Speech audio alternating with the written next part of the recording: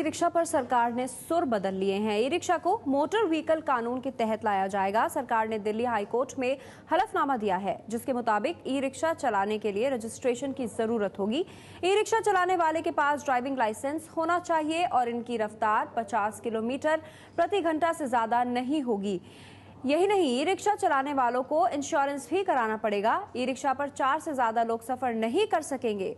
ये सारी बातें सरकार ने कही हैं। इसके अलावा ज्यादा से ज्यादा 50 किलो वजन का सामान ही इस पर ले जाया जा सकेगा। तो ई रिक्शा वालों के लिए रास्ता साफ हो सकता है। सरकार ने हाईकोर्ट में हलफनामा दे दिया है। हाईकोर्ट ने मना कर दिया था, ई रिक्शा पर रोक लगा दी थी। सरकार ने कहा था क्योंकि कोई कायदा कानून नहीं है ई रिक्शा के लिए, इसलिए ये लोगों के लिए परेशानी का सबब बन रहे हैं। लेकिन अब मोटर कानून के दायरे में आएंगे ई रिक्शा। रजिस्ट्रेशन कराना जरूरी होगा। ई रिक्शा का 25 किलोमीटर प्रति घंटे की रफ्तार से ज्यादा नहीं चल सकेंगे। ड्राइविंग लाइसेंस की भी अब जरूरत होगी, जिसे पहले सड़क परिवहन मंत्री नितिन गडकरी ने इनकार कर दिया था और कहा था लाइसेंस की जरूरत नहीं है। लेकिन अब सरकार की तरफ से यह हलफनामा दिया गया है, जिसमें इसकी जरूरत भी बताई है। 4 से ज्यादा लोग सवारी नहीं कर सकेंगे ई रिक्शा पर और 50 किलो से ज्यादा वजन का सामान भी ई रिक्शा पर नहीं रखा जा सकेगा। तो इन नियमों के बाद ई रिक्शा को दिल्ली में सड़कों पर चलने की अनुमति मिल सकती है।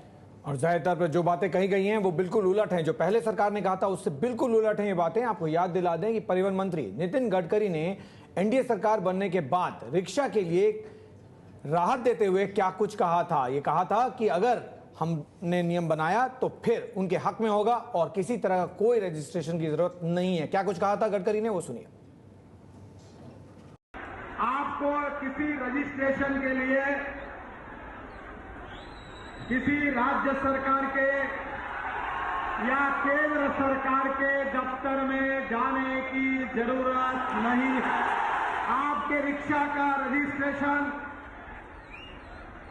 दिल्ली जैसे बड़े शहर में म्यूनिसिपल कॉरपोरेशन करेगी, लखनऊ कॉरपोरेशन करेगी, इलाहाबाद कॉरपोरेशन करेगी, नागपुर कॉरपोरेशन करेगी और बड़े शहरों से जगह इसका रजिस्ट्रेशन नगर परिषद में होगा।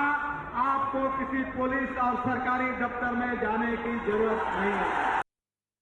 कोर्ट में हमारा एक उसके बारे में जो सुझाव था वो कोर्ट को सबमिट किया है। उसके नियम भी हमने बनाए हैं और उसके साथ एक मोटर व्हीकल एक्ट है, उसमें लाइट मोटर व्हीकल एक्ट के रूप में उसको जो एक्सीडेंट हुआ उसमें इंश्योरेंस की बात आई थी, उसको ध्यान में लेते हुए कोर्ट के निर्देशों के अनुसार हमने उस प्रकार का सुधार करके कोर्ट को ऑनरेबल कोर्ट को सबमिट किया है। ऑनरेबल कोर्ट की परमिशन मिलने के बाद मुझे लगता है कि फिर से ई रिक्शा शुरू होगी और इसमें कोई अड़चन नहीं है।